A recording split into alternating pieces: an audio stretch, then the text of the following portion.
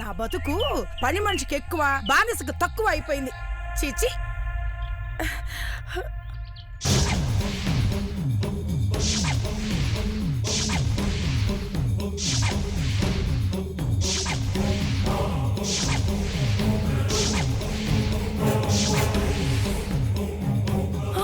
యావండి,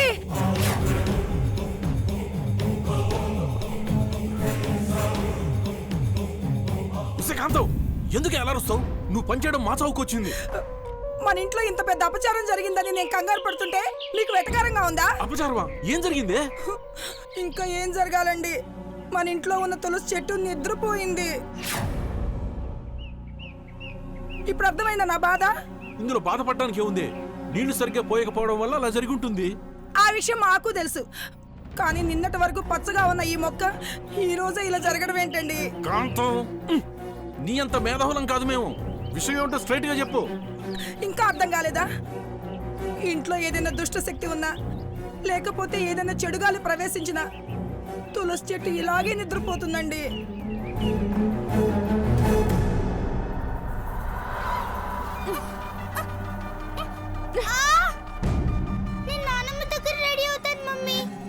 ఇంకోసారి నానమ్మ తాతయ్య అన్నామంటే చంపేస్తాను.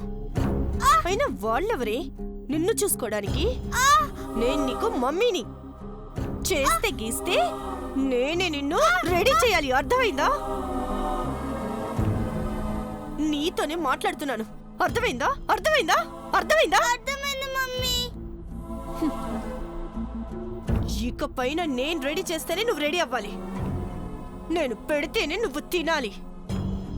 ఈ ఇంట్లో నువ్వు నా మాట తప్ప ఎవ్వరి మాట వినకూడదు. నేను చెప్పే వరకు నువ్వు ఏ పని చెయ్యకూడదు, సరేనా? అర్థమైందా? అర్థమైంది మమ్మీ. అమ్మో అమ్మో అమ్మో అమ్మో అమ్మో, ఎంత అపచారం, ఎంత అపచారం! యావండి, ఈ ఇంట్లో ఏదో జరుగుతుందండి, లేకపోతే ఇలా అవ్వదు. కాంతం, గోరంతలు కొండంతలు చేయకే. జరిగిందేదో జరిగిపోయింది.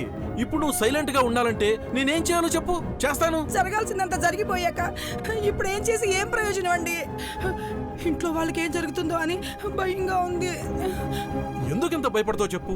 ఈ మొక్క స్థానంలో ఇంకో మొక్కని యథాతథంగా నాటితే సరిపోతుంది. ఇప్పుడే తీసుకొస్తానుండు. ఈయనొకడు కొత్త మొక్క తీసుకొచ్చినంత మాత్రాన జరిగిన అరిష్టాన్ని పోగొట్టగలరా? అసలు ఏ చెడు దృష్టి మా ఇంటి మీద పడిందో ఏంటో.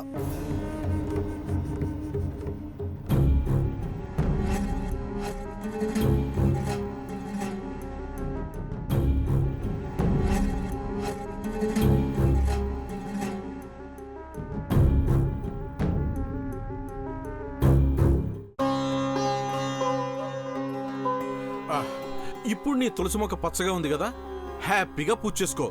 చూడు, దయచేసి నువ్వు ప్రశాంతంగా ఉండి నన్ను కుటుంబాన్ని ప్రశాంతంగా ఉండనివే. నీకు దండం పెడతాను. చావు తప్పి కన్నులు అట్టపోవడం అంటే ఇదే. నా బాధ మీకు అర్థం కాదు కానీ మీరు వెళ్ళండి. నా పూజ ఏదో నేను చేసుకుంటాను.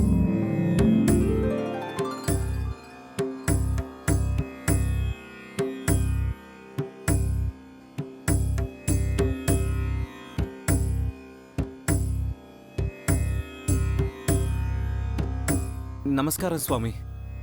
చెప్పు అర్జున్. ఇంట్లో పరిస్థితులు చూస్తుంటే అంతా అయోమయంగా ఉంది స్వామి. ఏమైంది అర్జున్? కొన్నిసార్లు పాప విచిత్రంగా ప్రవర్తిస్తుంది, ఇంకొన్నిసార్లు అంజలి విచిత్రంగా ప్రవర్తిస్తుంది. అంతా కళ్ళ ముందే జరిగినట్టు అనిపించినా అది భ్రమలా మారిపోతుంది. ఈ పరిస్థితి నుండి నన్ను మీరే బయటపడేయాలి స్వామి. వీటన్నిటికంటే ముందు నీకో ముఖ్యమైన విషయం చెప్పాలి అర్జున్. ఆ విషయం చెప్పడానికే మొన్న మీ ఇంటికి వచ్చాను, కానీ సమయం అనుకూలించక నా ప్రయత్నం విరమించుకున్నాను. ఏంటో చెప్పండి స్వామి. అది గీత సమాధి నుంచి బయటకు వచ్చేసింది అర్జున్.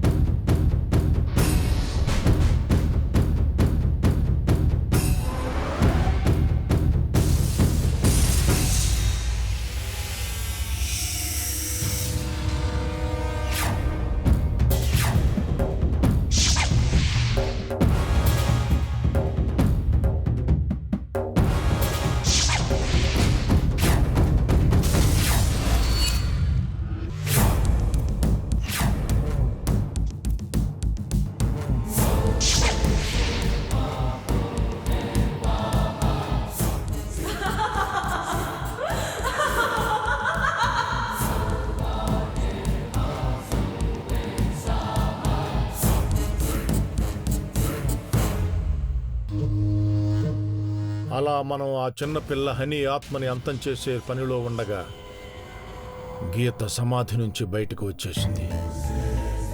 ఏం జరగనట్టుగా మనల్ని మోసం చేసింది.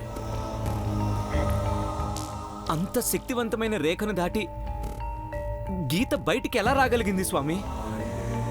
రావటమే కాదు అర్జున్, గీత బారి నుంచి నేను ఉన్నంతకాలం మిమ్మల్ని కాపాడతానని, తన దారికి అడ్డుపడే ప్రయత్నం చేస్తానని ముందే గ్రహించి నన్ను శక్తిహీనుణ్ణి చేసింది.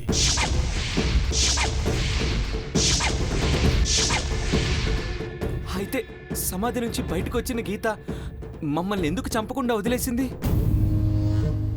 ముమ్మాటికి తను ఏదో ప్రయత్నంలో ఉంది.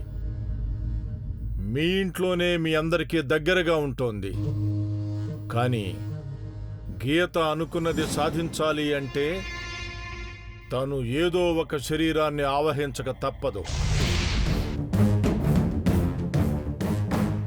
ఇప్పుడు మనం ముందుగా తెలుసుకోవలసింది గీత ఆత్మ ఎవరిని ఆవహించిందని. ఆ తర్వాతే మనం ఏమైనా చేయగలం. చాలా రోజుల నుండి పాప విచిత్రంగా ప్రవర్తిస్తుందని మీకొకసారి చూపించాలని తీసుకొచ్చాను స్వామి. ఇప్పుడు మీరు చెప్పిన దాన్ని బట్టి చూస్తే గీత ఆత్మ పాపలోనే ఉందనిపిస్తోంది స్వామి. అసంభవం. నువ్వన్నట్టు సిరిలోనే గీత ఆత్మ ఉండి ఉంటే ఇక్కడికి వచ్చి ఉండేది కాదు. ఎందుకైనా మంచిది, పాపని ఒకసారి చూడండి స్వామి. అలాగే రామం, స్వామి. వెళ్ళి పాపని తీసుకురా. అలాగే స్వామి.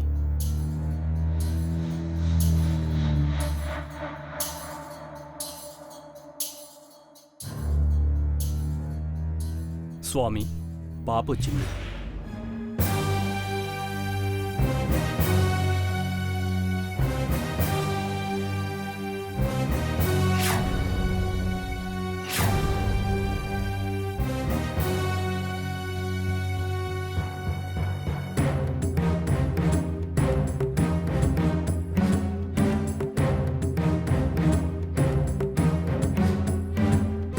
రామం, స్వామి. యంత్రానికి ఏర్పాటు చేయి. అలాగే స్వామి.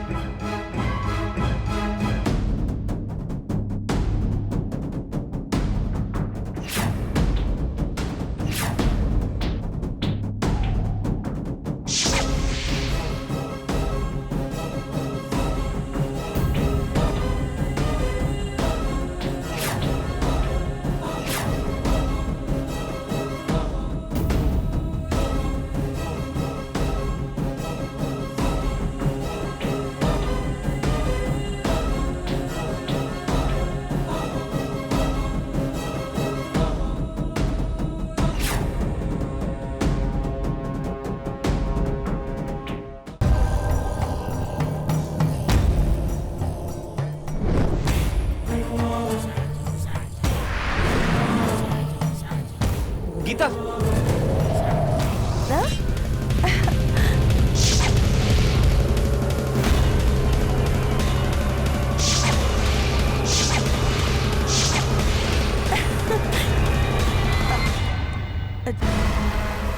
ఏమండి, నన్ను గీతాన్ని పిలిచారేంటి?